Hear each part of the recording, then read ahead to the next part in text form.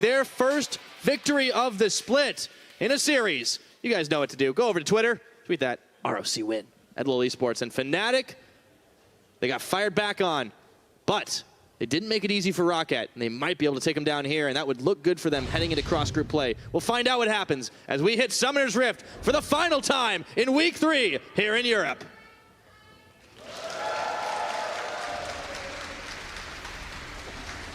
Game on. Not a lot of people would have thought, perhaps, coming into the split, that it would be Fnatic and Roccat tied in our last part of the group stage, or the first round robin, at least. But that is where we find ourselves. Roccat had a decent early game in the last game, stumbled in the mid game, but kind of crushed the Fnatic base at the end of the game. So here we are, 1-1, Roccat versus Fnatic. All right, let's keep an eye on this top lane this time around, because this is the curveball that Fnatic pulled out. The Gnar that we haven't seen in Europe in spring yet. Yeah, haven't seen it too much, but will still maintain some of the strengths that Gnar had before. Lane bully, ranged auto attacker while in mini Gnar. Has to play around Mega Gnar fairly comprehensively though. Once that expires, obviously it has a lot less potency in team fights. Fnatic, fairly common strat, just pushing down through bot lane, making sure you can secure as much control over that duo lane at the beginning. And we've seen this a good few times as well. Early warding onto Ivan's Red allows you to track his jungle pathing fairly quickly. Of course, he has to start off by tagging a load of camps and going back through, and has a lot of different variants on which starts he can actually have. All right. It is looking, though, to be a fairly standard start, even though the Ivern is spotted, of course. Both junglers starting up on the top side of their maps. Very advanced position taken by Reckless and Jezus, and that is very true, Ivern. You got to be careful. You don't want to drop these games going into cross-group play. So Fnatic know, obviously, that it was spotted. There were pings out on the ward. So Amazing is going to start tagging camps red side, which means he's going to end up back at red side on that top side at around about that 3-minute mark. That's when it has evolved to the point where he can just click it, tag it, take it away. Gonna hop over to blue buff, take that one, go back through Wolves after Gromp, and work his way back up through the jungle. It's a very formulaic jungle pathing for Iverns. Yep. And Maxlor, sensing that he might have a chance to go counter jungling right now. Let's see if Amazing moves there up in time. And now is to do with the minute pathing details. They just spotted Maxlor going in. So as long as Amazing can get there, he doesn't actually have a smite available, so can't quite get it instantly, So but obviously it should have got to a point where he can just tag it. Okay, he's going to have to take the Blastcone Express, I think. Here we go. Yep. Hops over, has to give the red buff away, and then gets smited down by Amazing, or rather taken by Amazing. That's all Amazing needed, was just that moment of open play around it. If Maxlor is contesting, it's a little bit more difficult, but that's why Maxlor had to jump out. Knew that Amazing was close enough. Couldn't do anything else. Now Amazing looking from that brush. Instant Valk away. Yeah, trying to get his presence known, because he knows Maxlor's only level 2. Yeah. Maxlor hasn't been to his red buff yet, so is just trying to get further and further ahead on this one, now heading towards the top lane. Mega Gnar is about to expire. Amazing knows there's nothing in this jungle right now. Sent the Scryer's Bloom through. So he knows Maxlor is heading bot side is the key factor here. He can move around wherever he wants to on the lane. Amazing now heading up top. Actually looking like he might be about to sneak into lane if he wants to, but the fact that Maokai is pushed so far up means there's no lane gank available. There's a lot of damage traded mid. Betsy a little low on mana, so is Caps, but he has enough left in the tank to do some more. So as pushing Faxi here under tower, this is what a Gnar can do. Yeah, and Gnar was pulled out of lane a little just to defend for Amazing against Maxlor. You can see Amazing now tracking back down through his jungle after smiting those Krugs, getting it instantly. But top lane, maybe a little bit more active than the top lanes we've seen recently. Caps had a lot of trouble last game, but this time he gets the rise. Betsy is put onto the Corki, so we'll see how this matchup actually shifts a little bit. As Betsy had backed away, he picks up a control ward on that back. Amazing's going to take the blast cone over the wall. Yarden taking a lot of poke damage from Reckless and Jez. They're having a much easier time of it. And he's going to come around the riverside. Oh boy, Yarden and Wadid don't know this is happening right now. And suddenly, out of the bridge that he made, they find Yarden and they stop him under his tower, but they can't finish the job. Amazing took a lot of return fire for that. The piercing arrow nearly had him too. Yeah, Amazing with an unorthodox entry into the lane, flashing to explode that trigger seed. Normally, you just open with the Q and see if you can get there, but maybe Amazing still needs a bit more practice on the Ivern. He's had a few games of it, but you need more. That's an ambitious one. We saw a flash trigger seed for a kill yesterday, but to start a gank off, I'm not exactly convinced that that's how level 4 Ivern should do it. Yeah, I mean, you did get some summoners. Yeah, he did. Just looked funny. It did look well. I mean, everything Ivern does looks funny. Let's be real. That is very true. But back to the mid lane, it has been a very even affair. It should be a little quieter when you have a safer pick like the Corki. Amazing continuing to get some vision out. And I want to see how Caps can survive through against this Corki. We saw the reverse matchup in the previous game, and you saw the stat earlier, 4 isolated deaths in the game. Actually tied the most with Vizichachi and Hachani. Oh. The two ends of the scale. I would not put those guys in the same category, but apparently for that particular one it is. That is the truth.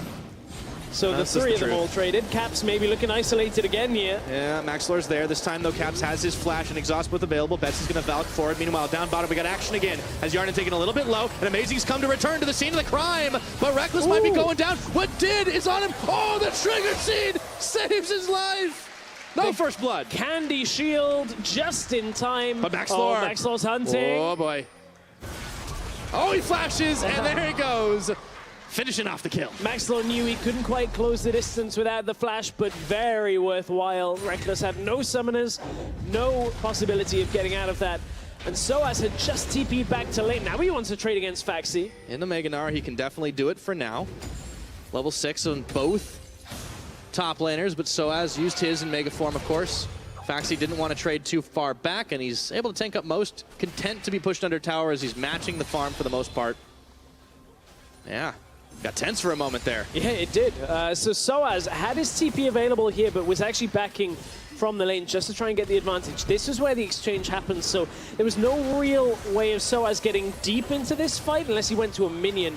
At this point, Reckless looked like he was able to trade into Yarden well enough. Whew. Just in time before that last little auto hit. Maxlor. I got this, guys. How many hops, skips, and jumps? Even Rift Scuttler's a little bit afraid there. Scurrying along. Reckless falls to Maxlor. It's a good start. Maxlor's last 2 games have actually been pretty good. Yeah. He's had this Kha'Zix, has been able to do some work on it. And for Reckless, unfortunately, just couldn't quite get away. It looked like Fnatic might have had some miscommunication. Amazing kind of hesitating, and then he eventually commits, but only in time to give Reckless the shield. Yeah, just in time. Back up to top lane, though, looking at Soaz has gone that Phage route. I wonder whether we'll see the old Black Cleaver Frozen Mallet build that we saw Nars build. Had a lot of potency over in the side lane, just kind of whittling people down, just keep auto-attacking them, applying the slow. Very difficult to get away from Gnar. It is a onesie party up there, though. Dino Gnar going up against Meowkai, so a lot of fun, comfy fighting up in the top lane, apparently. That is another way to call the wet noodle fight for sure, but it has a bit more teeth when you've got Gnar on the Fnatic side of the map. But just one's like a possessed tree, the other's I mean, that's not usually what I would call cuddly, but I guess, Gnar can be. There's the curtain call being opened up onto Yarden. He stopped with the tether, and in comes Amazing and Daisy. Daisy's bubbled up, and Maxlor's coming in. Yarden going incredibly low, and the curtain call is just not done yet. Amazing is going to be able to finish the job. Wadid and Maxlor are in some trouble right now, and they've stopped Maxlor, caught him up. A double kill for the Ivern. Ivern comes into bottom lane. It didn't even matter that the bubble hit the cupcake. It was just enough to close the gap. Amazing's not done here yet. Wadid is still backing away, though. We've seen supports fall prey to that in the bottom lane. Again, Faxi gets traded on. Good dodge out, though, by the Twisted Advance. Yeah, nice timing on that one. Soaz is going to go mini once again, and Faxi's going to have to be pushing things back under tower right now. No teleport still available for him. He wouldn't have been able to react to that, especially with Soaz breathing down his neck. But let's take a look at the fight once again. It all started when Reckless opened the curtains. Yeah, opens them up, hits Hyanan a couple of times, but it looks to block at the same time. Bit of a wet mixture in this cupcake mix, but still enough to be lethal as Amazing comes in with Daisy. Jezz and Reckless there to help him clean up, and Ivan, what do you know, takes 2 kills, finishes off Redemption. Yeah, I don't know if it's totally fair that Amazing got one of those kills. Daisy did the work. Yeah, you know. Just happens sometimes, but that's a fairly fast Redemption right there. Maxlor is going to look to equalize. Hey, that's the difficulty you have with the AI on Daisy. Sometimes it gets all the kills, sometimes it's just flailing around. Who knows? You never know. All right, so Dragon, despite it being Mountain, obviously, with a little bit of action in the bottom lane, haven't really seen it finished off just yet. And you can see Maxlor actually had to pop out of the pit because Amazing and Jezz were hanging around. What did Yarnin? Pushed out again. On the bottom side, Amazing's returning. Again. Man, he is camping this lane. The 3rd or 4th time. There's no vision in this push. Yarnin and Winnie, stop pushing up. Here comes Daisy again. Exhaust on. I think I've seen this one before. I'm having deja vu right now. The wave comes in, but it might be time for Yarnin to wave goodbye. 1 shot of the curtain. 2, it's going to be blocked by Faxi as he teleported in. Line. So as is followed. He's actually going to back right here. Maxlor's joining the party, and Jezz is going to run right into his face. Maxlor picks up 1. Roccat managed to salvage something out of this after all. Roccat somehow keep Yarnin alive. With conga line, almost as if they're trying to avoid a T-Rex. Everybody just stood still, and there was no real way of getting through that one. Fnatic brought Soaz down to the bottom side as well. It's only really the 1 kill as Jezz is face checked into Maxlor, but you can see Fnatic have been trying to just push back, trying to punish Roccat for every time they push up in the lane. Yeah, and for all those efforts, they may have gotten some kills, blown some summoners, but they haven't been able to get that much damage on the bottom turret. And no one's been able to secure this Mountain Drake. And neither have Roccat with the damage on the tower either. Normally with Varus, with you know, any kind of lane that can shove out, typically that's the lane that's getting the tower damage. But Jhin and Karma push fairly quickly as well. The amount of poke, the punishing from Amazing as well. Oh, Soaz jumps in. Okay, Yarnin's a little bit low right now. Jezz is Soaz, Reckless all there to try and push this, but they're going to have to back away. Maxlor threatening.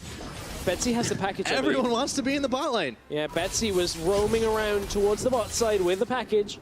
Caps is coming in. A tense moment here. I don't think Faxi got the memo. The old switcheroo. Betsy returns to the mid lane with the package. Yeah, and this is Caps coming down. Now, no ultimate. We'll see. Don't really know whether Roccat have tracked that one, but still close enough to the bot lane to push the tower. Yep, brought enough members, called the bluff, and Fnatic are able to take the first tower of the game up in the top. Faxi is quickly trying to push back, but he is just 1 Meowkai. Yeah, he's done a good job, actually, of the tower push game. Considering he's up against Dinar, I mean, so has to spend some time out of lane, but this is going to be good for them if they can finish this off. Another wave is coming. He should get it. Yeah, should just about get it. Will with 1 more auto attack. Pick the tower up. Maxlor saw this earlier. Mountain Drake is a little tougher to take down. There's a lot of danger pings right now. The thing is, Mountain Drake doesn't deal as much damage as some of the other Drakes. Just harder to kill. He's harder to kill, so Maxlor's actually a lot healthier. Yeah. No one's going that intercept. Amazing is up in the top side right now, so for Roccat, that actually looks pretty good. Let's take a look at this again with Amazing coming down at the start of this party. Another attempt to punish here as Jezz flashes onto Hyanin to try and get the chains down, but Hyanin just had a few too many heals coming through from Wadid. He almost died so many times, though. Good block by Wadid. Everybody stand still. Quick. Got him. And Maxlor face checks, or Jezz's face checks into Maxlor as he was trying to ward. Ironically, trying to ward to make sure Maxlor wasn't coming down, or Betsy. That is what I tell my AD carries when I do that and die. But back into this game. Betsy pushing Amazing back with the Roccat. The fight has shifted a little bit more into the Roccat jungle here. 13 minutes into this game. The gold is very close. Fnatic got the first tower blood, but with the kills, it's fairly equal. However, Caps and Amazing are looking to change that in mid lane. It's a good little push, utilizing that Ivan brush just to give Ivan the added damage, the added range on his auto, so you can not have to be right next to it. 16 solo dragons for Kha'Zix. Fun fact. That's, you know, it's a fun fact. Kha'Zix is able to, and there's a lot of junglers actually right now that can still do it. But he is the Dragon Slayer. Fair. Got nothing, it's okay. Is Rengar like a dragon then in mythology? I don't know, we're going too far with this one. Speaking of too far, Soaz might have pushed a little too deep there. He's still gonna toss a brick house at Faxi, and now Daisy and Amazing are coming back up. Faxi's a little low. He's got himself a flash. MaxLore is on his tail, and he's going to hop right in. Blast cones. Gets himself out. Amazing with a little position change. Goes from looking to blast his way into the lane to blasting his way back out. Redemption used just so they can try and push this tower, but obviously Redemption's not the longest of cooldowns. There's not much of a wave either. Yeah. But it's fine. Maokai is fairly effective at pushing back that wave like that, but again, Amazing will have that back up by the time it's really important again. All right. About 50 minutes. You know it's that time. Time to check in with the items. Betsy just got himself a finished Trinity Force. Caps is still trying to build up himself to the Rod of Ages, has that tier stacking up and available. Yarnan has not been able to finish an item just yet either. And Soaz up top side does have that Black Cleaver, and he's using it to try and push in, but Faxi's still pushing him back right now. Yeah, I'm wondering what's going alongside that Black Cleaver. We spoke about Frozen Mallet earlier. Want to know if there's any lethality coming through? Anything else on top of this? It is trendy lately. It is. It's the fashion for anybody that auto-attacks. Fortunately, Soaz is part of that. I still think Frozen Mallet is probably going to find its way in. There maybe were not a couple second of nerfs to itemization on it, and you know, to Gnar in general. Oh, why it's a bit of a surprise seeing Gnar, but I mean, Fnatic, they have been the ones throwing the curveball in the draft. We saw in game number 1 that Camille that ended up going mid. They were allowed to take, but still worked out well for them. Yarnan's caught, and the damage is on, but he flashes as the exhaust was there. Wadid's going to have to tank up. No more curtain call available for Reckless. Just can't find the kill, and there's not much of a wave left, but they might just try to do it anyways, and MaxLore finds himself caught as well. He's going to have to go out. They're tanking with Daisy for a moment, but doesn't end up playing ball on that one. So as trading again with Faxi top lane. But he's in tower range, and even though there's a big Gnar ultimate there, Faxi still gets the better of him, and he's actually chasing on. He's Twisted in advance. He's got flash. He might have to use it. He does. Faxi, he's trying to bait this one out. The 1v1. Soaz with the boomerang. Boomerang catches it. Soaz flashed away from what looked like almost certain death. As did Faxi. Managed to widen the gap, but you can see that was close. Soaz, while holding 1,500 gold, wasn't quite able to do anything. Oh, no. Max, goodbye! MaxLore is feasting on the scraps of Fnatic when Fnatic somewhat succeed and then stick around a moment or two too long. Soaz just got to back away, man. Oh, boy. And, you know, considering that 1v1 and how crazy and close it was, it's just funny to highlight how much experience gap there is between these two players, right? Like, Soaz is like a name that you go back to the earliest days of the LCS, the old Fnatic and everything, and he sometimes still makes these mistakes. Well, I mean, yeah. He, first of all, gets the 1v1, which I think we should give him a little praise for. Yeah, it was a sick flash. He was under tower, got a little bit of damage down, Soaz takes a trade, knows he's got Mini Gnar coming up soon. So he's able to utilize the hyper passive fairly effectively. Watch for the flash. Oh, got him. And then Foxy. Yeah, knows he just has to outpace the little sapling, the little kitten. And all looked well until MaxLore was so far back in the lane. Okay, yeah, that is kind of fair. Soaz could have recalled out after this, but got greedy to get the tower down. Ta-da! Yeah, okay. Great, good like 1v1. And then Soaz is like, Yep, that happened. But the good news is Fnatic did manage to knock down the turret. They've got 3-1 right now. So the gold lead is in their favor, but it has been a very close game. Roccat have been keeping pace with them well. MaxLore's all three kills. So they can definitely look to try and snowball on this Kha'Zix. Yeah, they can. Maybe won't get quite such an early kill, an easy kill on Soaz again. Soaz will have healed up a little bit after that, and maybe wouldn't have lost so much health. Gotten the MR route after, so it won't help him against Kha'Zix, but at least against Faxi, he can maybe end that fight healthier. Yeah. I mean, you got to really also give credit to Foxy, even though that was a super close 1v1, just overall this series, he really has done his job as he's needed to, and this is a guy who came into the LCS as a very untested talent. I mean, this is his 10th competitive game ever.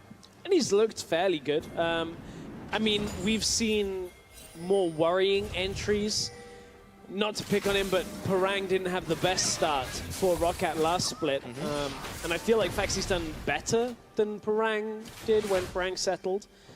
So maybe there's building blocks to go from there. Yeah, I think so. Roccat. I mean, there's definitely a way up. I mean, this series, if nothing, is an encouraging thing for them, which is hard to find when you are a team that has not been able to find a win in series Fnatic are not going to make this easy, though. But if Roccat can pick up a win, they can breathe a big sigh of relief heading into cross-group play. Yeah, they could breathe a sigh of relief, but at the same time, it's going to be one of those ones where it's also disappointment goes with it. Dropping the game to Roccat. This was the series where Fnatic would have loved to have said, okay, we are better than Giants. It was a one-game kind of fluke. Now they've kind of done the same performance so far against Roccat, where they've looked shaky in a game, just like Giants did. Honestly, Fnatic, they are yet to really attain those kind of highs where you can say they're definitively out of this mix at the bottom of their group. Absolutely. There's definitely a lot of question marks for this Fnatic squad. There's always a lot of scrutiny on any players that, you know, wear the Fnatic jersey. It's a long-standing organization with a big history of success. There's always a chip on the shoulders. And one of the biggest stories of the split was Soaz returning to Fnatic. As you mentioned, long-standing member not only in the EU LCS, but up until his time on Origin on Fnatic. So there's a lot of expectation on the veteran top laner. And after a shaky first couple of weeks, he settled himself. We'll see if he can get a TP into this fight if he wants it, but Roccat have backed away at the same time. Soaz has stopped with some of his shenanigans. There's no other way to describe that.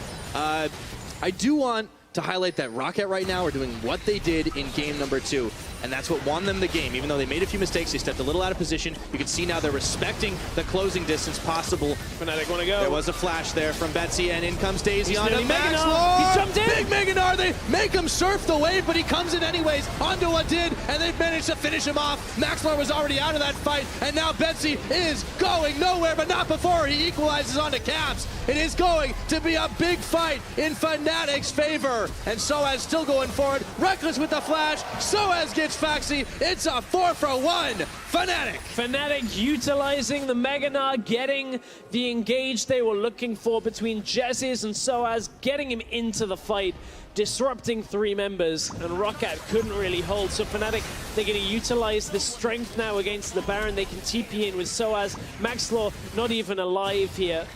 So unless Hyanan can get something magical done, I don't think there's any way of stopping this. Well, Jez is low, but he's playing it safe right now and just backing off before they finish. Roccat are not offering a response. They want to cut their losses here.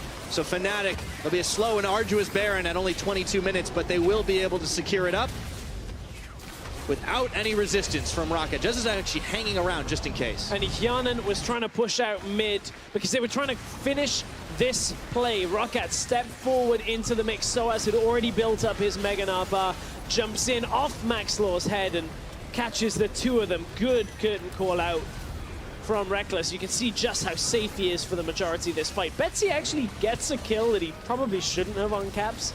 That should have been Caps being fairly safe. Too. Yeah, nearly does, but Fnatic with a good setup on the fight, good finish to the fight.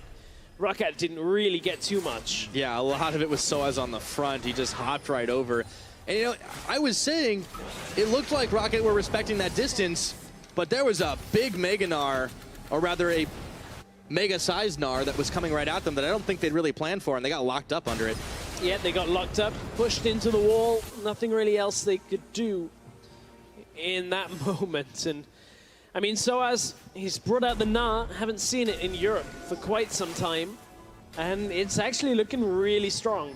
He's looking very good up in that top lane role. He's in the bottom lane currently looking to push through. Of course, this side lane presence is one thing Gnar has in leaps and bounds when he's in mini Gnar. Roccat support staff looking on, hoping for their team to find a way out of this group with a victory. It's looking harder and harder for them. Fnatic having the turret advantage, having the push advantage with the Baron-empowered minions right now, but they are not overcommitting. Faxi's waiting for the TP, seeing if they can get it. There are a couple of wards there, and Fnatic are split here. Soaz is not building his Meganar bar yet, but Maxlor's come down to the bottom side as well, so it's not mid lane that Roccat are looking for a fight on. Soaz will build that bar back up fairly quickly, though, now that it's available again. And Fnatic look to push.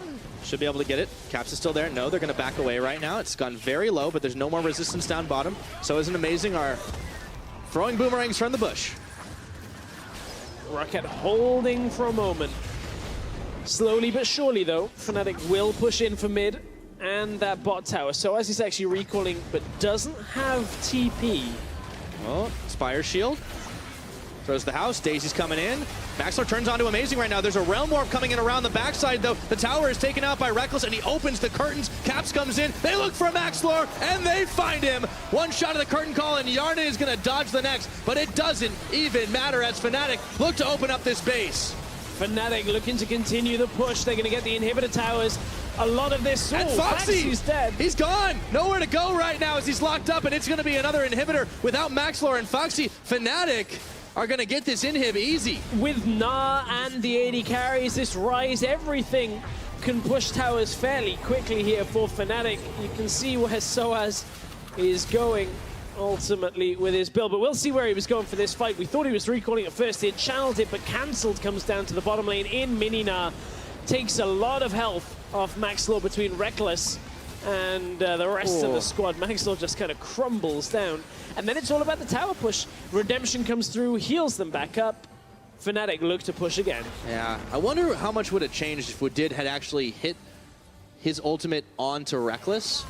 It kind of spaced right by him, and then as he opened up the curtain call. I don't know, maybe not much, but Fnatic have definitely widened this game in their favor. They've pushed in. They have the power to fight. And there's that frozen mallet you were talking about.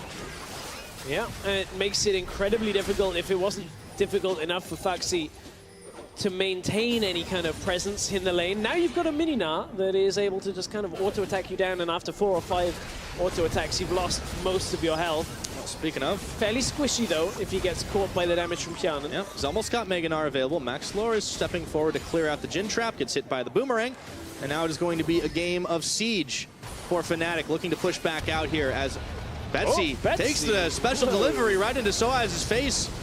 Just almost gets popped. Yeah, Soaz doesn't punish him on that. Flash! Oh!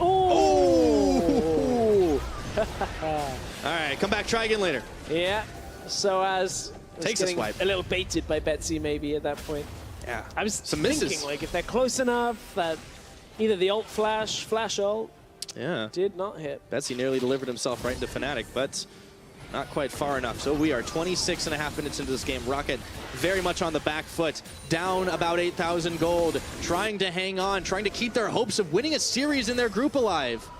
Bot lane's pushing in, though, for Fnatic, as Soaz is back up topside. Foxy has Betsy with him. It's going to be an exchange to Mega Gnar soon. Oh, he's almost there, but he's going to Valk over just in time for Soaz to wallop him into the ground, but it doesn't matter. They get the shutdown, but they're losing mid tower here. The wave comes out, but it is their tower that has to wave goodbye. Fnatic trade Soaz's life for an inhibitor turret in mid. Yeah, Soaz out on his own without flash. Wasn't expecting both Betsy. Here comes the TP from Foxy coming through. Throw down the captive audience. Amazing is topped up by Maxlor, but he's got Betsy at his back to tank the damage for just a second. Reckless, Caps, they're looking to push back Foxy. Betsy, he's going to force the flash out of Amazing. Fnatic are disengaging well. That is probably the most taunting champion, as everything is pushing in through mid lane. Amazing distracted 4 members of Roccat, pulls them down as he had a flash. That's a Nexus tower that is actually down. So Fnatic trying to just chase Roccat, delay any kind of recall attempts. There's the Realm Warp. Caps is going to take it into 3 right now. But the curtain call was open. Redemption came down. Caps takes out Betsy. So at the end of the day, it was well worth it. And now Foxy's locked up by 3. Not for long will he be alive as Soaz takes out one. Woodid and Yarnan trying to push away, but the minions have done their job, and it is bare Nexus right now. Fnatic on top of it. They fire back. They're going to take this one. Roccat, it was a chance for them, but it just was not enough. Fnatic will finish this 2-1. Heading into cross-group play. GG, boys. That's it.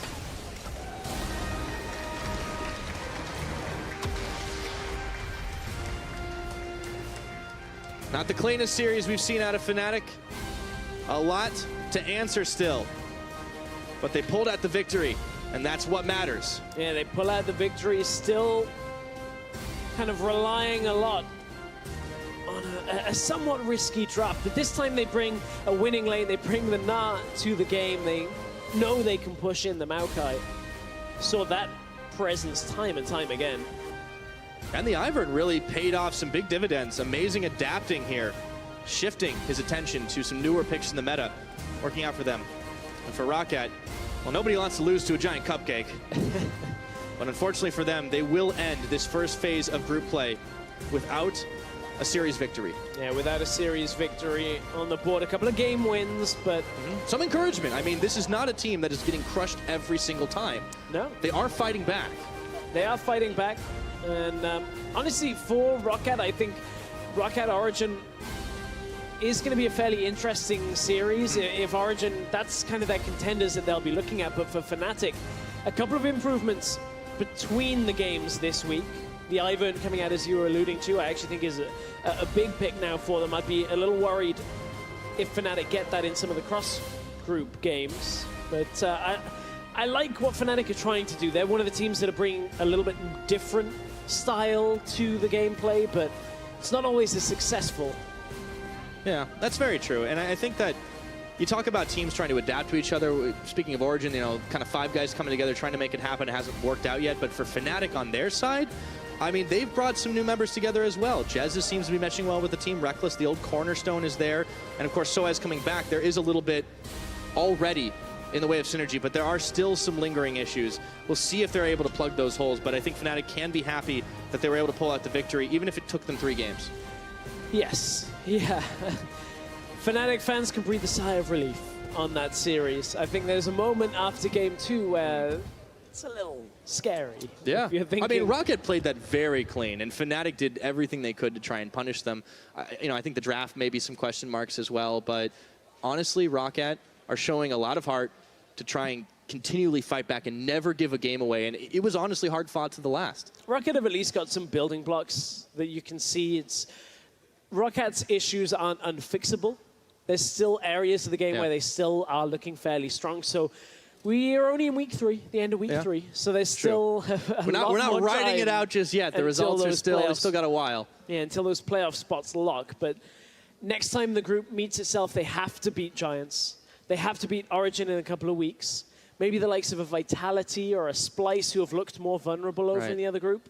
Those are the teams you've got to beat if you want to be in that playoff race. There's definitely some possibilities there, and it is still very, very early in the split. But, man, we have had some great action over 3 weeks. It is really encouraging to see a lot of those stories. And, you know, Fnatic definitely building themselves back up once again after last year. You know, fairly disappointing run for them. So we'll see, you know, how things change overall. Now, for more on that victory, Quick Shot standing by with Soaz. Thank you very much, gentlemen. Yes, congratulations, Soaz. Hard-fought victory in the end. Game 3. Much cleaner, much more convincing. So I'm going to start on the tough question. What on earth happened in game 2? Well, basically we have two carries that are supposed to deal damage, and Caps got behind early on. So it was really hard to, because we can only team fight. We cannot play 1-3-1. We cannot do anything besides team fighting, right? So since Caps was behind and got his build delayed, then it was really hard to possibly team fight. And that was the main issue. What is part of the thought process that allows Fnatic or lets you go, we're going to pick a team fighting comp that can only team fight? Was it because of your enemies, or was it because of the meta? I think it's more about the meta right now. I think UL is playing this style very well, and most teams are not necessarily playing the same style, but are adapting a bit towards this style, at least in Europe. We felt like we played a lot of UL in scrims, and we felt like this style was pretty strong. So yeah. Yeah, definitely didn't work out, unfortunately, in game 2. I'm going to ask another question about some of the Fnatic thought process. Camille, you leave it open in game 1, you pick it up in that rotation, and then it goes mid lane. What's some of the thinking here, Camille mid? Well, we are pretty flexible with Camille. Caps really like the champion, and from what I've seen, Camille mid is really good against most heroes. There's only, I think, one that is good against it, but against most of the meta champions right now, Camille mid is pretty good. And as you can see, he can roam from level 4 or something and just dive bot. So if you have any pressure top or bot, he can just straight come and dive, because he's really mobile, and he can just E in the jungle and stuff. Yeah, really exciting to watch. It worked phenomenally in game 1. I want to ask some personal questions now. It was great to see you play the Gnar. I really enjoyed watching your Ilaoi a little while ago. But why are you playing so many tanks? Is this a team decision? Well, I think we struggle a bit at playing 1-3-1 as a team. So I think the team feel more comfortable if I play a tank, if I if I group with them more than if I'm How splitting. does Soaz feel? Are you okay with Tex at the moment? I know there's the meme, but you know I really enjoy watching you play your carry champions, and it's great to see you on like a Gnar where you can outplay. I think I'm pretty flexible. Like I think I can play tank very well, and I can play split pushers fine too. It just depends about like what the team needs more than anything. Oh, that's nice. I mean, team play at the end of the day. Fnatic, it's been a slow start in the spring split, so just one or two more questions about expectations. You know, there was a lot of hype. Soaz returning to Fnatic, bringing Amazing with him, Caps, you know, all the jokes around Baby Faker and whatnot at the beginning of the split. But you guys seem to be struggling on stage. Can you tell me why? I think we had like a rough week of practice, and it's mostly like I think it's G2. It came down to like more team comp, for example, and I believe like we had like a rough week, and for especially this week we didn't adapt too well in terms of the actual meta. So we had like different mindset, and we couldn't translate what we got in scrims. For example, you know, when we play Zed or Katarina, you can imagine it's much different in scrims than on stage, right? So we kind of have to like change this mindset a bit and play more, practice more like how it is on stage. All right, so hopefully the practice does change. Looking forward now, you touched a little earlier about how Unicorns of Love have been one of your scrim partners. Looking forward to some of these matchups against UOL, against H2K, against Splice. Who's going to be the most difficult opponent of the lot? I think UOL is really strong right now. UOL's really strong. That's it, simple? All right, well, I look forward to it so much. Congratulations on the win. We're going to head over to post-game lobby. Dracos, take it away.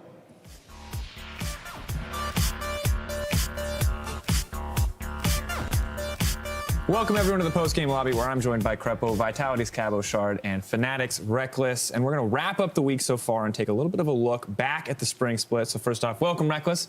Thank you very much. Coming in after a win. Now, the first series we want to focus on is your series versus Roccat to kind of wrap up the week. And we talked a lot about it, but I wanted to get your perspective overall. How did you feel the series went? I think obviously the series went a lot better than our series against Misfits, but since we only really had one day, as Soa said, since we weren't fully prepared going into the Misfits game to prepare for this game, I don't think we had still the full grasp of how we wanted to draft, and we had some questionable decisions, especially in the second game.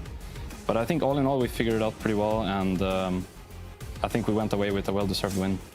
Yeah, I think earned it overall in the end, and it was good to see. I'm curious, Camille coming into the mid lane, is that something that you guys had planned for, or is this something that you kind of prepared on the fly? I think Caps is a player that plays pretty much everything, so when we got the opportunity to play Camille, we were kind of aware that they would most likely go Shen into it. So we already decided beforehand that if that was the case, we would put it mid instead and try to get a better match up top. And I think these kind of things is what we didn't necessarily do against Misfits or generally in the beginning of the split. So if we can continue with those draft priorities, I think we will have a much better time playing out the game. Would you not say that if you run two physical damage dealers in an Iron tank comp and you have a lane on bot that actually lose, that you maybe even lost the draft game one? Because I feel like you had a really strong trade, level one mid game, but if they play it half decent, I feel like you get pushed in. I think Varus is just too OP, so it didn't really matter game one, but I think game 2 and game 3 were much closer in that regard. So since we were giving away the Varus, as soon as we did any draft mistakes, it would cost us the game. So I think like draft 3 was okay, but draft 2 wasn't that good. Did see some adjustments to the draft, a lot of early priority on the Ivern, and conveniently, Amazing has now won player of the series for that Ivern performance, so it looks like while we were skeptical, it does knit him a player of the series overall. And I want your impressions of Amazing. We kind of talked about him. Struggled a lot in the last week, feels like it's coming together this week. Is he still feeling like everything's going well with the team? I think Amazing is one of the most hardworking players, actually. He always strives to improve, and even though he doesn't always do it in the best way, I think he always has like a good meaning behind it. So he's actually one of the teammates I've enjoyed working with the most, because I feel like we're just improving at such a rate that I didn't expect beforehand. So even though like we didn't pick up Ivern for the Misfits game, just the fact that he was able to do so yesterday and bring it up today and play 3 games in a row was really a showcase of how he actually is as a player. Yeah, solid adaptation. Of course, the other series that we want to take a look back on is Vitality versus H2K. Cabo, we've been criticizing everyone else today. Now I think it's your turn in the hot seat. Talk to me about this series. Give me your overall thoughts. Yeah, I guess like first game it was just we have good comp, we played correctly, I suppose. We just played the map, and when they go for the kills, we go for the tower. So even though we are pretty far behind in kills, we are. This was much a ahead risky in fight gold. to take, though. You guys could have easily lost this one. Yeah, but we played wrong, but we end up winning it, so who cares, right? And yeah, the two other games, like game 2, we have losing bot lane, and yeah, once again, when you lose bot tower, it snowballs the map just so much easier. Then it was pretty hard. And game 3, I guess they went for the Ivan Varus comp, which like we see more and more. Like, you know, you have winning bot lane, and if you send Ivan 3v3 bot, you're gonna always win because you just poke, and then you have shield and Daisy, so you're gonna get the tower once again. And yeah, I guess that's it. I mean, it was solid to see the first win, of course. Didn't really work out in the end. We saw this hyper-aggressive engagement. Unfortunately, met misfortune. Just got to sit in the back line and dish out all that damage. You got your hands on Camille top. We saw Fnatic take it mid. Do you still feel like this is a pick that needs to be banned very early in the draft phase, one of those mandatory red side bans? It's still a very strong pick here, obviously. Like, it has some flaws, like any pick. And I think people are more and more letting it open in scrims, for example. And like, we can see that either you can play the Shen or Poppy and just try to play on the other side of the map, lose a bit on the lane, but then you're Shen and you're going to be fine in teamfight, or play some split push like we saw in other regions, like, I don't know, we saw Darius in China or Fiora in Korea or something, so that can work too as well, but it's more risky. Do you think we'll see more of those counter picks sort of come out, more Camille left open in the future as we've now seen it mid and top lane, or is no one really going to realistically take the risk at this point? I think people can take the risk, yeah, but once again, Camille, we saw her on 4 rules, right? Mm-hmm. And like that's as well like something you take into account when you draft against it, that at any moment they can just flex it and you have to ban it on the first rotation, or like let's say they try to ban 2 things and then it's so OP on this role because you ban the 2 counters. So we saw it mid, we saw it top, we saw it jungle, and even support in NA. Yeah. At this point in the season, you guys both obviously aspirations for being at the top of the table, but as we look at the first round robin, as it's closed out, when we bring up the standings, we can see you guys both kind of at the middle right now, and I want to talk about expectations for yourself early in the split. Cabo, we heard earlier that you felt like you'd rather be losing early and coming into playoffs where it matters. I'd rather be winning early and after, but if I have to choose one or the other, I prefer winning at the end, yeah. Yeah, and Reckless, hopefully you peak, though. We will. Reckless, is it kind of the same situation over on Fnatic? Are you guys hoping to ramp up over time here as you're currently sitting at 3rd place in the group? I mean, we're definitely looking at the long-term goal here of making it far into the playoffs. But at the same time, I think pretty much every series we've played so far has been a really good learning experience. So it's quite draining mentally to go through them because they're always coming with like a different lesson. But I feel like with this roster, we have like a lot of matureness and we're able to go through them in the right way. So I feel like even though we're perhaps not having our draft in order yet, I feel like we're just improving week by week, so we'll get there for sure. All right, well, next week, Group A will face Group A and Group B will face each other for the first time, so that's going to be interesting to see. But we're going to look ahead at the second round robin and our first look at the cross-group play. So if you're joining us in client, hit us up at youtube.com/LOLesports for the full-length post-game lobby.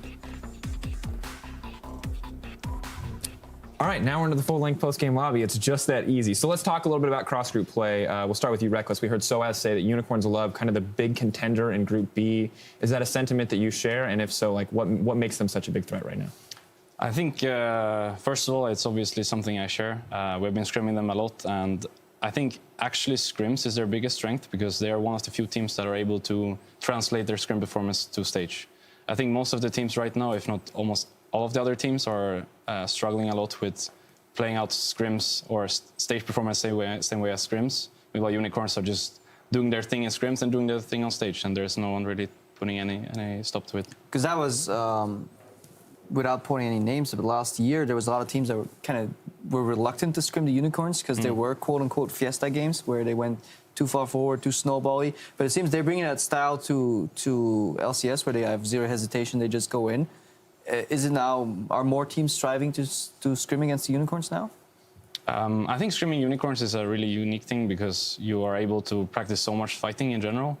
But at the same time, it's, as I said before, like really mentally draining playing against them or just playing longer series in general. And I think it takes a lot of time to get used to playing against Unicorns. Because you usually get sucked into the chaos, right? Yeah. Like once you start fighting mid over and over and over, Yeah. how hard is it to practice strategy when you play against the Unicorns? I actually think Unicorns have a lot of strategy in mind. I don't feel like they're taking as many random fights as they did before. I think they're always playing at the right side of the map, and they're always having like an objective in mind, even though there's a lot of fights on the way there. So, if anything, I feel like streaming them is actually giving you a lot, and it's just a matter of like keeping it up mentally and getting through the scrims. But their main style, or just the meta right now, seems to be very kind of end up in a team fight. There's very few 1-3-1, and if there is, it's not executed that strongly. Cabochard, what's your take on 1-3-1 in the current meta? I mean, it can work. We saw today maybe in the game, the second game against Fnatic, when Ryze could have gone there. Like there is some compositions that sometimes that you can just go freely on the side and know you have the advantage with champions like Ryze or something. And is Europe good enough to 1-3-1 right now, or are teams struggling too much? Yeah, Europe is good enough. Like maybe not the best, but the more you play, the more you're gonna train, obviously, and be better at it. So if you keep it team fighting in 2 months, you're not gonna be better at 1-3-1. So. Yeah. So I'm curious, when we look at 1-3-1, obviously, like Ryze is the first champion that stands out to me, of course, known for independent kind of side lane split pushing. What other mid lane champions are we going to see that are going to be effective in this role? We saw, Fnatic try Zed, we saw Vitality try Zed.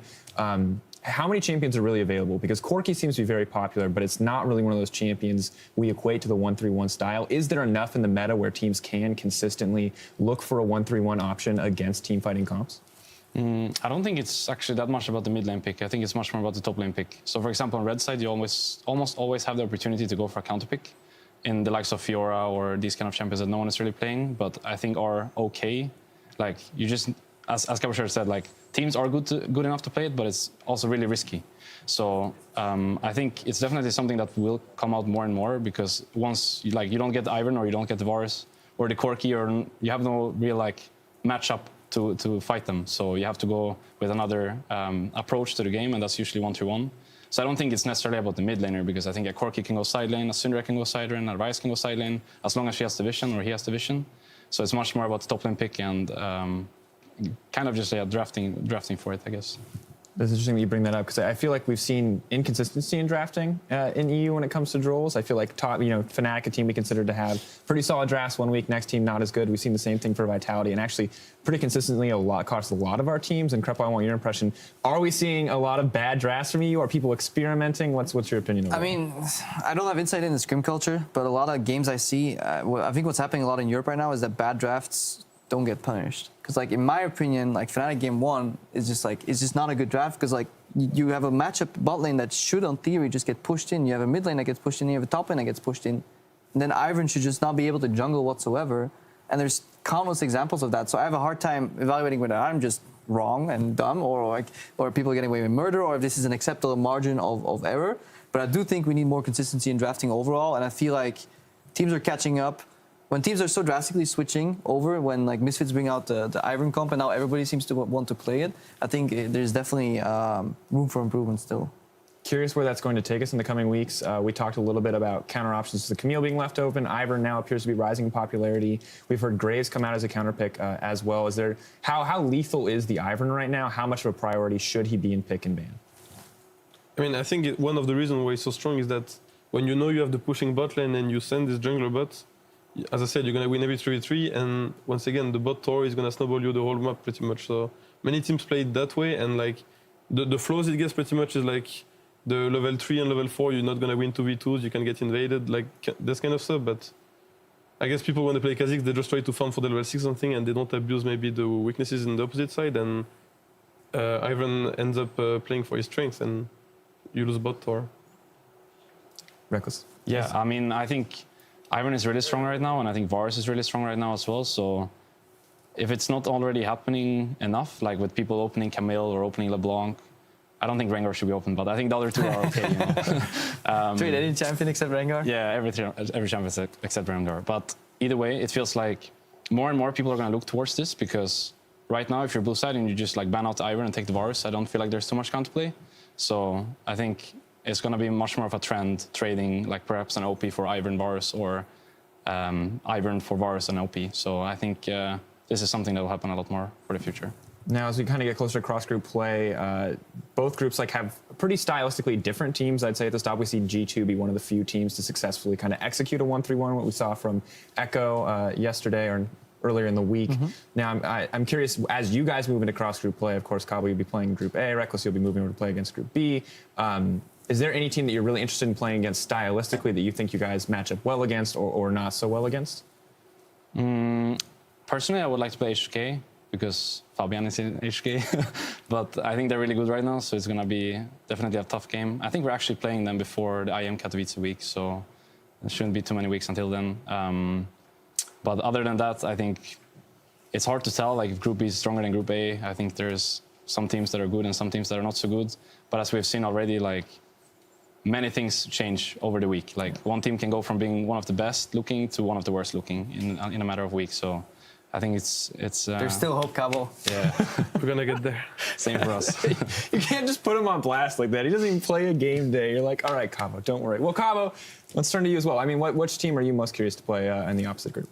I mean, we're gonna take every game as it comes, and just, I guess, since we're not already, like, we make a lot of mistakes, like we get outdoor players and things, like we have to focus on us getting better. So I think playing the best opponent, like G2 seems really good, and even Misfit. And we're gonna just play them and like focus on the mistake and keep getting better. There is not really someone that I have in mind that we want to play or. I imagine scrim culture right now is teams in A scrim teams from Group B, and you don't really scrim too much within your own group.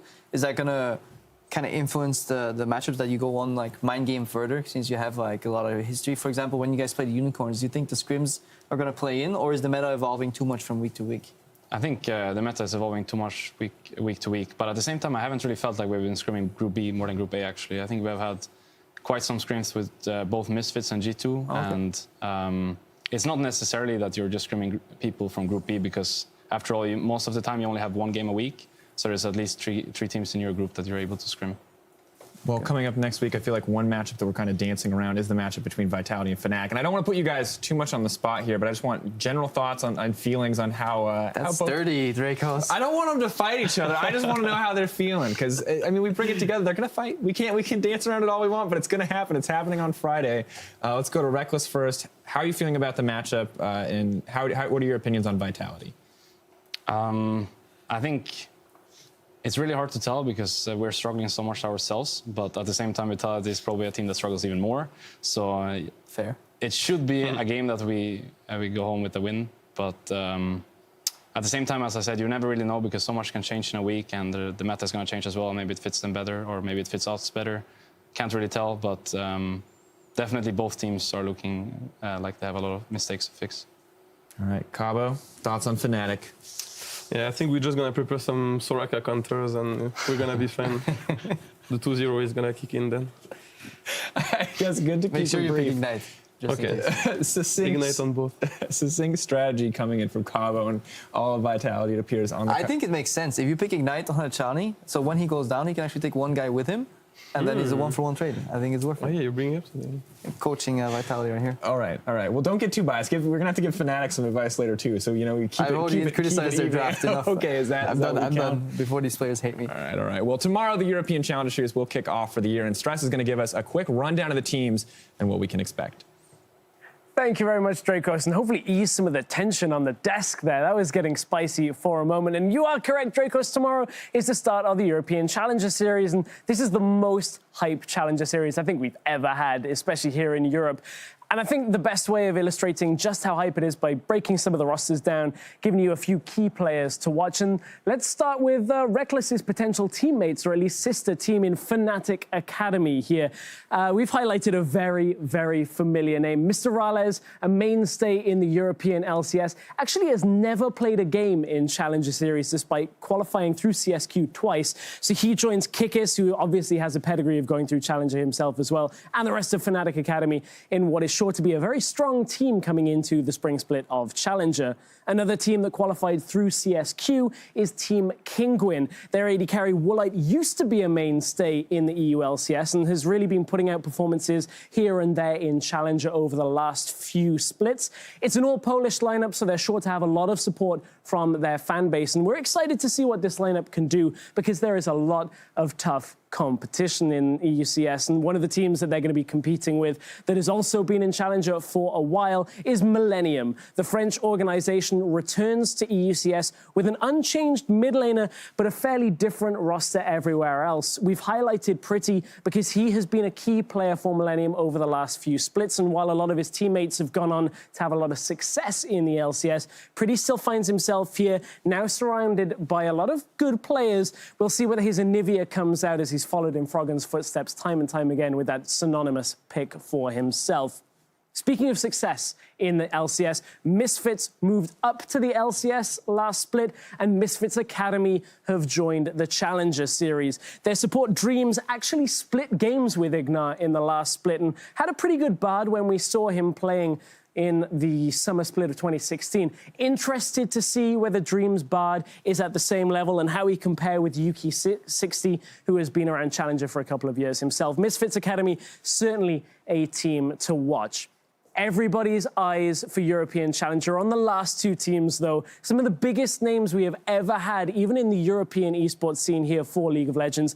Paris Saint-Germain wade into the scene with one of the most scaring, frightful lineups we have ever seen in Challenger Series. This guy right here, Pilot, comes almost straight out of the LCK and is even placed 4th in LCK playoffs. One of the only players to have a win over SKT in a game in a World Championship year. This guy is the real deal, and with the rest of the lineup, some European mainstays, PSG are a real force to be reckoned with, and everybody is expecting them to be in the promotion tournament come the end of the split.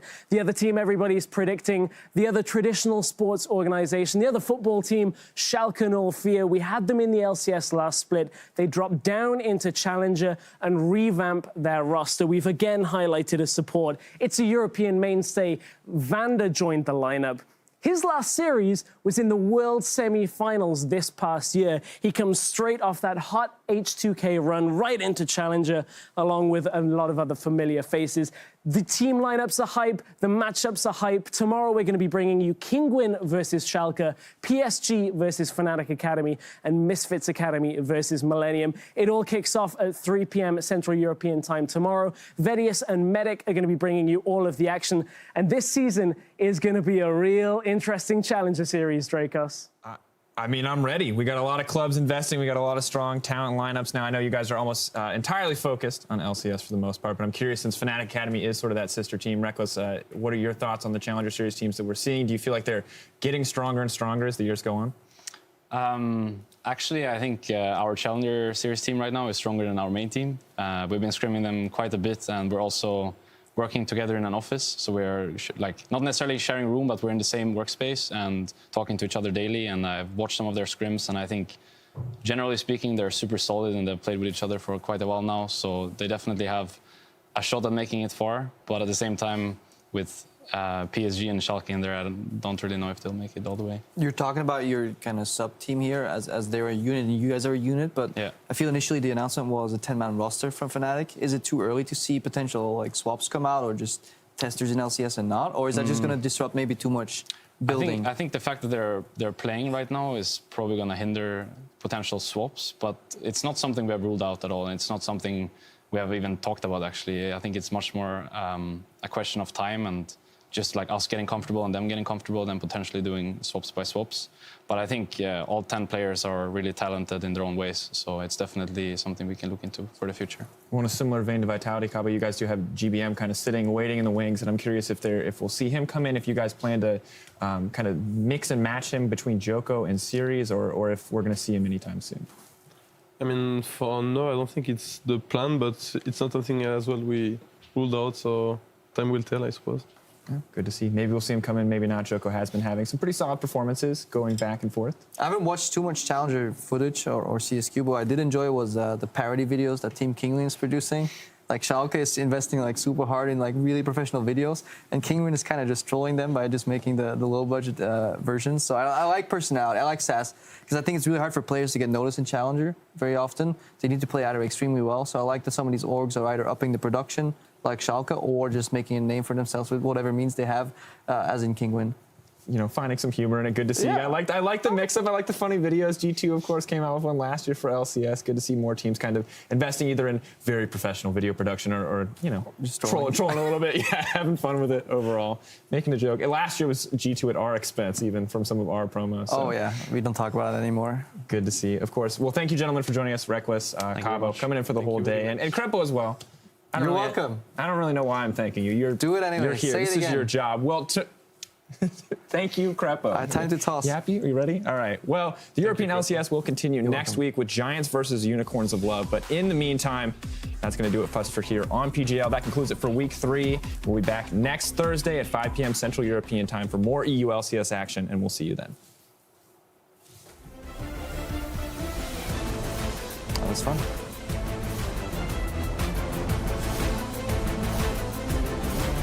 Flash over from Trashy, and this will be the ace. Kill secured by Wonder. Trashy is already jumping in on the squishies. Tabs and Heaver, they've been opened up on. Stand United will deliver tabs to Wonder's hands. We need to call this like that they're doing this. No information. Just call, please. Kobe goes over the wall. Tabs is doing well. All of that passive attack speed stacking. Messy fight. And it ends with Splice acing Origin. The Splice, they bounce back, they take the 2-0, and that's exactly what they needed to do, and it was clean enough for them to be happy. 1, 2, 3, Splice! See the dive onto Faxi. He knows something is up. Will he be able to get away? He's got his flash, but he's in the ultimatum right now. Blocking damage, they flash in. Reckless throws down the chains of corruption, and it's gonna be Caps. That follows through. Put in Ring Prison, but he's gonna hop forward for an ultimatum. Betsy can't go anywhere. So as Twisted advances on, he's gonna flash, but it may just be too late. And Caps with a rampage kill. And now the depth charge is coming. He already takes a lot, so as flashing forward. A moment of poor positioning. Oh my god. Piercing arrow comes in. Maxwell taking a lot of jump damage. In the redemption, he gets out. Reckless is caught and sniped down. My bad. Yeah. And there's nothing Fnatic can do. They're trying, but it is just not enough. Roccat with the win on the board. Got flash. He might have to use it. He does. Faxi, he's trying to bait this one out. The 1v1. Soaz with the boomerang. Oh, no. Goodbye. Fnatic looking to continue the push. They're going to get the inhibitor towers. A lot of this. And Foxy is dead. He's gone. Nowhere to go right now as he's locked up. Fnatic on top of it. They fire back. They're going to take this one. Roccat, it was a chance for them, but it just was not enough. Fnatic will finish this 2-1. Heading into cross-group play. GG, boys. That's it.